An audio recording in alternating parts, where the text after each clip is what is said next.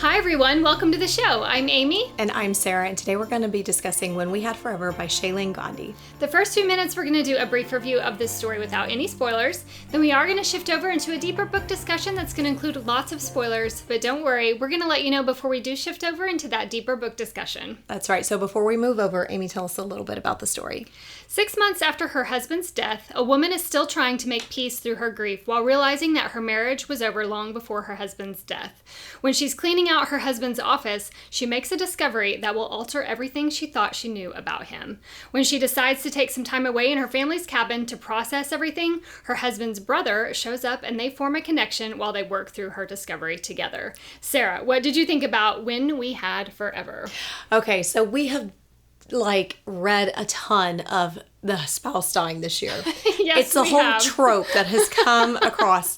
So, in 2025, the year of the dead husband trope. It's been the dead husband trope for sure. And we were so hesitant. And I'm so glad that we jumped into this story because number one, it is unlike any of the others we have read. That's true. When I say I devoured this within 24 hours, I devoured this within 24 hours. I could not put this story down. There's some twists, there's some turns, there's a little bit of, I don't want to say mystery. That's not quite the right word, but intrigue. That's the word, intrigue. I loved this story. I loved it so much. I could not put it down. What did you think? I also, in my notes, have this story was one I couldn't put down. Yeah. I read it nearly straight through. Mm-hmm. I couldn't stop thinking about it. When I wasn't reading it, I was thinking about it. After I finished, I was thinking about it. Yep. I wanted to message you and talk about it throughout the whole thing. I'm glad I didn't, because then, we wouldn't have a show. Yeah, exactly. It is so beautiful, and the chemistry of the characters is unmatched and just so beautifully written. Yeah. I loved the story. This was my first time with this author. Me too.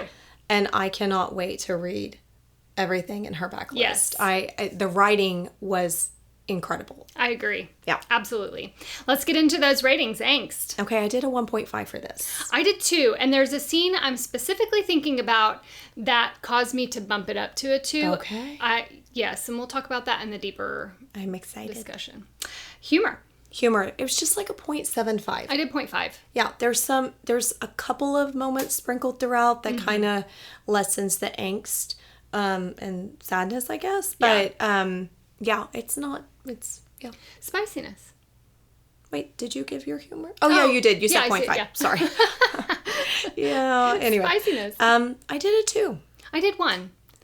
It's kind of a little bit of a slow burn, but also I don't want to give too much away. So yeah. I'm going to stick with 1, and you'll have to figure out why when we chat about it or when you read it. A lot of frequency. Yeah. Mentioned. Yes, but it's not terribly detailed. But it's not detailed.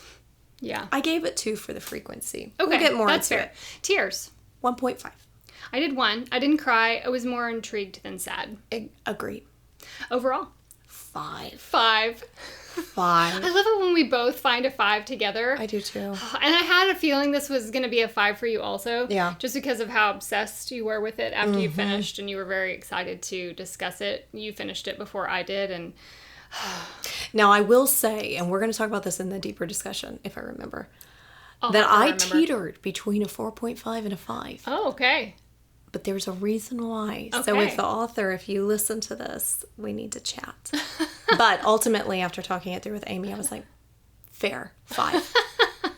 And now you have to listen to the rest of this to know why. And I'm glad you gave it a 5, because I feel like it was worthy of a 5. Absolutely worthy of a 5. That concludes our spoiler-free quick review. If you would like to continue on the deeper discussion with us, simply click that link below or open any podcast platform and simply search Postbook Depression. Then we would love to connect with you on social media. You can find us on Instagram at Postbook Depression Podcast, on Facebook in our Postbook Depression discussion group, and you can also email us at postbookdepressionpodcast@gmail.com.